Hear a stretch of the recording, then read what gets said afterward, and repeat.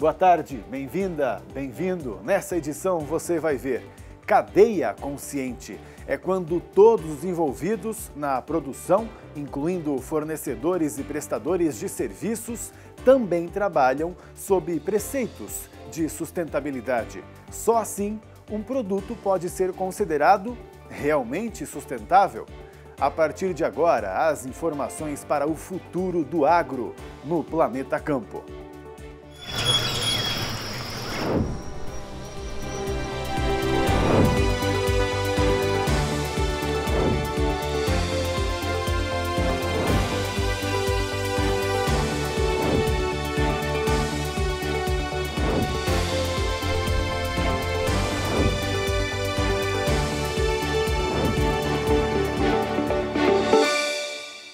Geralmente a parte mais difícil de uma mudança ou adaptação é o começo, né? Aliás, por onde ou como começar é uma dúvida bem frequente quando se discute sustentabilidade. Eu até tenho perguntado sobre alguns dos nossos entrevistados, né? Como que você, produtor rural, pode começar? Bem, nessa edição vamos nos dedicar a entender esse processo dentro da propriedade rural. Claro, vamos do início. Primeiro, você tem que identificar o que pode ser trabalhado em uma economia circular. Já falamos desse tema aqui. Você quer lembrar o que é a economia circular? Então, aponte a câmera do seu smartphone para esse QR Code que aparece aí na sua tela agora. Você vai ser levado para o nosso YouTube e lá vai poder assistir um programa que a gente explica e debate a importância da economia circular. Pronto? Mas rapidamente eu trago um exemplo bem prático aqui para você. Vamos acompanhar comigo no telão, então. Aqui você vê um ciclo de produção sustentável dentro, então, de uma propriedade rural. Como ele pode ser para que a gente não desperdice nada? Nessas duas pontas aqui de cima eu tenho, olha só, uma produção agrícola e uma produção pecuária. Perceba aí como tudo se conecta, não é mesmo? Inclusive aqui, ó, da produção agrícola, dos resíduos dela, né? Tudo, lógico, pode ser colocado como ração para os animais, por exemplo, pode vir para cá, então, né? Ao mesmo tempo, o resíduo também dessa produção agrícola pode também ser levado já direto para um biodigestor e transformar isso em energia. Claro, lá no segundo passo também com os animais, depois de terem se alimentado com o que é material orgânico, esse resíduo também pode ser levado para um biodigestor. E aí a gente gera o quê? Uma energia elétrica que você pode vender o que sobra dela, o que já é muito bom, já é uma oportunidade, e também, tendo outros mecanismos dentro da propriedade, criar até o combustível para os seus equipamentos, como um trator, por exemplo. E lógico que também você vai vender os seus produtos. Então você ganha dinheiro vendendo o que produz e também economizando o que você produz, o que jogaria fora, certo? Assim, você trabalha sem gerar resíduos ou gera só o mínimo. E ainda existem outras ações bem importantes que também já falamos aqui. Uma delas é diversificar a sua produção. Só assim você regenera o solo. Terras saudáveis prendem e usam o carbono como nutrição. Você também pode ter florestas que sequestram o CO2 do ar. Assim, você tem uma propriedade rural dentro de quase todos os parâmetros de sustentabilidade. Pode até buscar mais crédito no mercado. E aí esse tema eu vou guardar para o futuro, para daqui a alguns dias, tá bom? E existe ainda um terceiro passo, que é cuidar também dos insumos que você usa. Aí sim, você tem um manejo 100% sustentável. Vai poder agregar valor ao seu produto e atender os mercados mais exigentes do mundo. É uma oportunidade de negócio. Preste atenção nesse exemplo que tem no interior de São Paulo. Um pecuarista de leite não aguentava mais vender a preços que mal pagavam os custos dele. Ele estudou e resolveu mudar. Passou a comprar insumos produzidos de maneira sustentável, além de mais saudáveis, que possibilitaram a produção de um leite menos calórico. Tá aí a oportunidade que ele precisava para ganhar dinheiro. A produção orgânica brasileira é uma grande aliada da sustentabilidade. Os desafios são muitos para quem produz, mas dados do Instituto de Pesquisa Econômica Aplicada, o IPEA, mostram que a venda de alimentos orgânicos aumentou a média de 11% entre 2000 e 2017. Em Itirapina, interior de São Paulo, o Planeta Campo foi conhecer a Guaraci Agropastoril, que fica dentro de um polo de produção orgânica em larga escala. A fazenda, que fica a 200 quilômetros distantes da capital paulista, é hoje um dos principais modelos de gestão sustentável no campo. A produção de leite orgânico começou lá em 2018 com uma meta bastante ousada: consolidar uma operação pecuária carbon free, ou seja, com zero emissão de carbono. O processo como um todo, né, a compensação das emissões, vamos dizer assim, foi praticamente a última etapa desse ciclo, né? Nós tivemos uma série de desafios, primeiro para adaptar nosso rebanho, que era de uma genética dominante cimental, para uma realidade de clima e de relevo diferente da onde a gente estava, um sistema de manejo diferente. Depois tivemos que dominar todas as tecnologias, tanto de produção agropecuária orgânica, como controle de questões básicas na produção leiteira, como combater carrapato, etc. O rebanho hoje é de 600 vacas das raças Cimental, Jersey e Girolanda, em uma área de 80 hectares de pastagem. Daqui saem 4.000 litros por dia do primeiro leite carbono neutro produzido no país. Uma vez que a gente consolidou o sistema produtivo orgânico, nós decidimos dar um passo a mais no rumo da agricultura regenerativa, que era entender qual que é a contribuição do nosso negócio para as mudanças climáticas, medir, né, começar a adaptar nosso sistema para ter uma intensidade de carbono cada vez menor, e aquelas emissões que a gente não consegue evitar, a gente compensa com plantio, com restauro de florestas nativas. Outro pilar colocado em prática na produção é o de bem-estar animal, garantido por uma das mais respeitadas ONGs que atuam no tema em todo o mundo, a Certified Human Brasil. Já o selo da neutralidade de carbono vem da ONG Iniciativa Verde. E o mais importante, as certificações só foram possíveis porque a rastreabilidade de todo o processo acontece de forma transparente, ou seja, fornecedores preocupados em contribuir com a iniciativa. A nossa cadeia externa de fornecedores, né, dada essa condição específica nossa de produção, ela é um pouco menos ampla, mas ela é fundamental para você saber o que você pode mudar dentro da sua propriedade, onde você tem o controle dos processos, e com quem você precisa dialogar e conversar para expandir esse conceito e ir tornando a cadeia toda mais alinhada com esse conceito da produção de baixo carbono. E essa rede colaborativa não para por aí. Nesse caminho de desenvolver a agricultura de baixo carbono, a agricultura regenerativa, a gente pode chamar ela por vários nomes, né? É muito importante a parceria, o diálogo e o intercâmbio de informações entre os grupos, os fazendeiros, os institutos de pesquisas que trabalham com esse assunto, né? Diferente da tecnologia convencional, é um pacote tecnológico que ainda necessita de muito desenvolvimento. E esse intercâmbio, essa troca de experiências, ele é um processo que pode acelerar esse desenvolvimento e permitir que um número cada vez maior de produtores tenha acesso a essa visão tecnológica, a esse tipo de abordagem da produção de proteínas animais.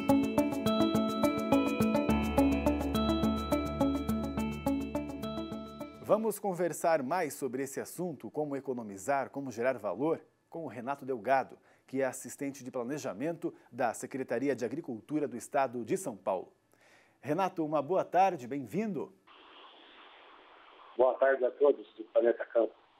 Renato, conta um pouquinho para a gente, uma curiosidade que a gente tem, porque você viu aqui, nós mostramos uma maneira aí bastante prática do produtor começar a se organizar para ser sustentável, para agregar valor, né?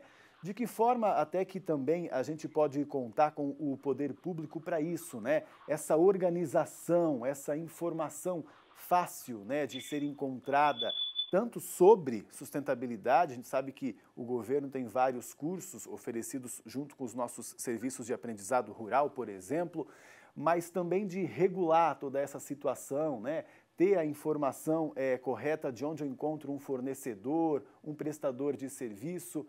Como é que está sendo essa organização para vocês, para ajudar o produtor rural? Bem, Pablo, a Secretaria da Agricultura e Abastecimento de São Paulo, através da CDRS, pratica a extensão rural, né? O foco dos nossos trabalhos são nas boas práticas agrícolas, né? E também nas produções sustentáveis nas propriedades. Através das cadeias produtivas, nós concentramos a extensão rural com treinamentos dos técnicos, né? E essa formação, e esses treinamentos formam-se em equipes espalhadas pelo Estado, né? E todo município existe uma casa da agricultura onde o produtor pode estar procurando informações, né, ou para começar, né, uma atividade ou para melhorar, como a gente está falando, sobre a sustentabilidade da sua propriedade. Queria muito chegar nesse ponto, justamente, Renato, para saber de vocês, né, que acompanham aí os produtores no dia a dia, do interesse deles, hein? Já que eles sempre querem, né, fazer algum curso ou outro de gestão, de manejo, o interesse pela sustentabilidade, vocês percebem que tem crescido? Sim, né, eu acho que é uma produção que não tem retorno, né? A forma de produção não tem volta. A propriedade que não tem sustentabilidade, ela não consegue, o próprio nome já diz, né, não tem a sustentabilidade tanto econômica como produtiva também. Então, os produtores já enxergam isso, né, até mesmo por contas, às vezes, até de economicidade, né, mas eles têm procurado e têm a conscientização já há um bom tempo de que isso é necessário para eles. Tá certo, e quem sabe até de já agregar valor para eles. Vamos conversar um pouquinho mais sobre isso, inclusive com um exemplo que a gente tem. Vamos fazer um intervalo então? E a seguir, vamos ver um exemplo de propriedade rural que já conseguiu adequar todo o sistema de produção.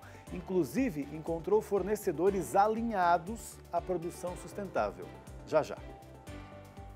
Planeta Campo de volta e hoje a gente está discutindo como você deve trabalhar com fornecedores, prestadores de serviço que também trabalham de acordo com os preceitos da sustentabilidade. E só assim você pode realmente ter produtos sustentáveis, 100% sustentáveis, e assim atender os mercados mais exigentes.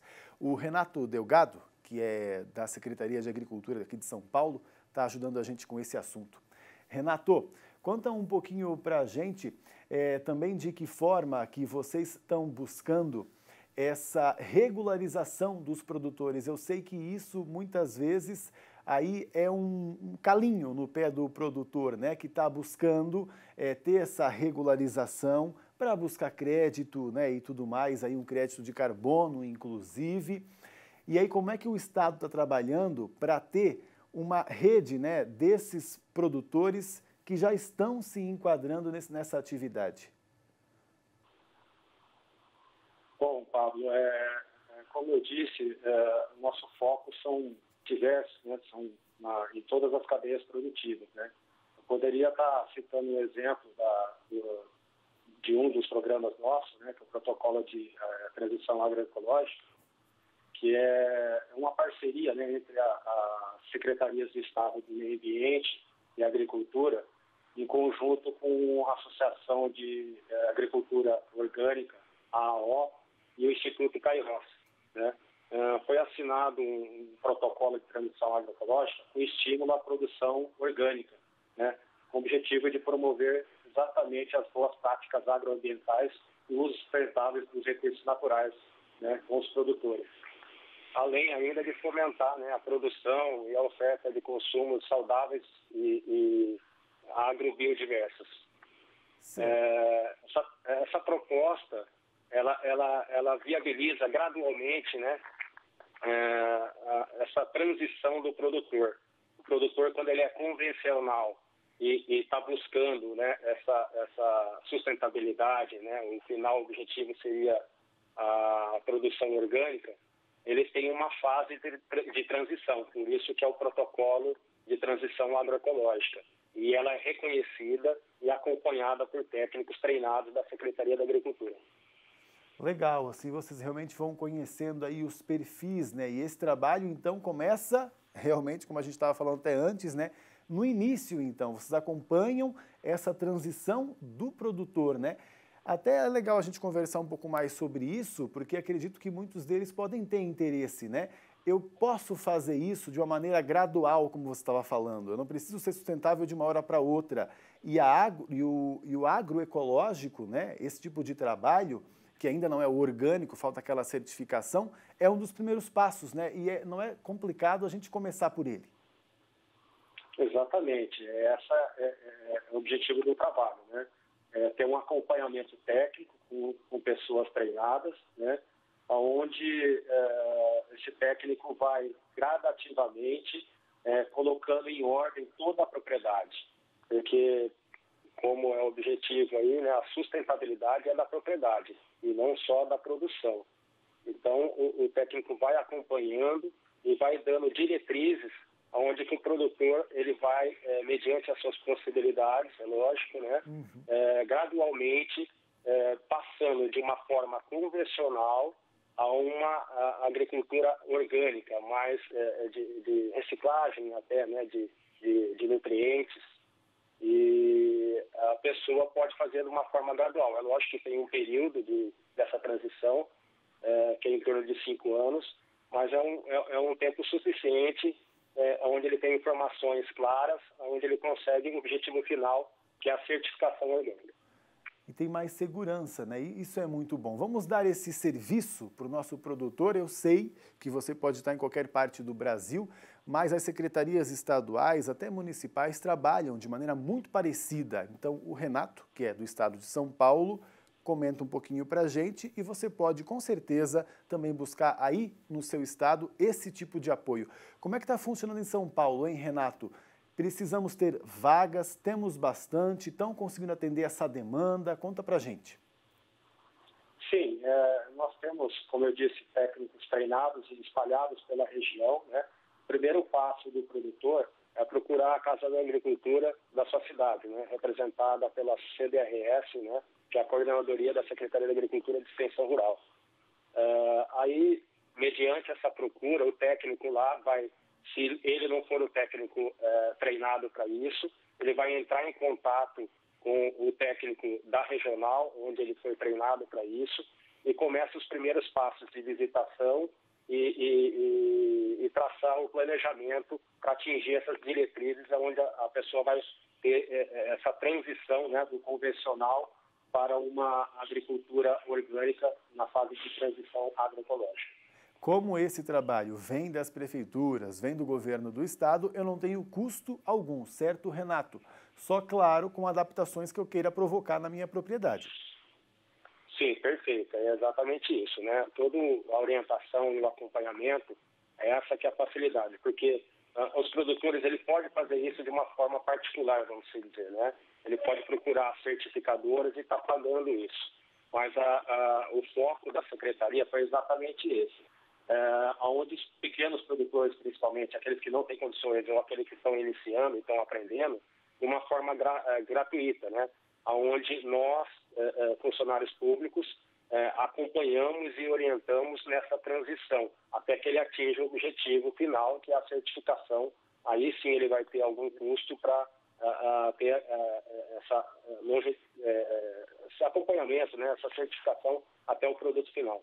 Você falou aí um dado interessante na resposta anterior, guardei aqui para te perguntar agora. Você falou em 5 anos para fazer essa transição, né? Esse realmente deve ser, então, mais ou menos, né, o tempo que cada produtor vai levar, mas desse investimento dele, né, para essa adequação, para essa mudança, ele começa a ver retorno um pouco antes, Renato? Sim, a ideia é exatamente essa. Como foi assinado esse protocolo, né, algumas, principalmente políticas públicas, né, por exemplo, a merenda escolar, que é feita nos municípios, na hora de fazer essa chamada pública, se ela descrever que é feito essa transição de agroecológica, né, acompanhada, logicamente, com os técnicos oficiais, é aceito também como um produto diferenciado daquele convencional e, às vezes, até, com certeza, né, na maioria das vezes, um custo melhorado, né, um valor agregado em cima do produto. Uma pergunta que eu imagino a resposta, mas uma curiosidade que eu acho que pode ser boa aí para os nossos produtores, telespectadores. Alguém que já trabalhou com vocês nessa adequação, mudança, já voltou atrás?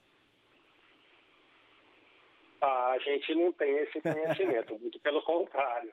Eu acredito que não tem volta, porque acaba tendo uma certa economicidade, né, e uma dependência, vamos se dizer, dos produtos tradicionais, onde oscila muito, né, principalmente agora nessa situação que a gente está, a oscilação dos valores dos insumos, né?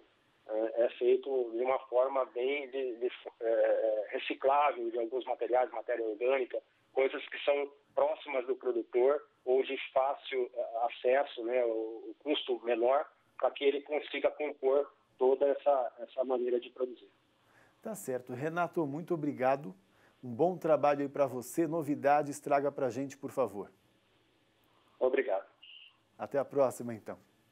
Obrigado também pela sua companhia. Quero te lembrar que o nosso portal, o planetacampo.com.br, também tem as nossas reportagens para você reassistir e compartilhar com os seus colegas.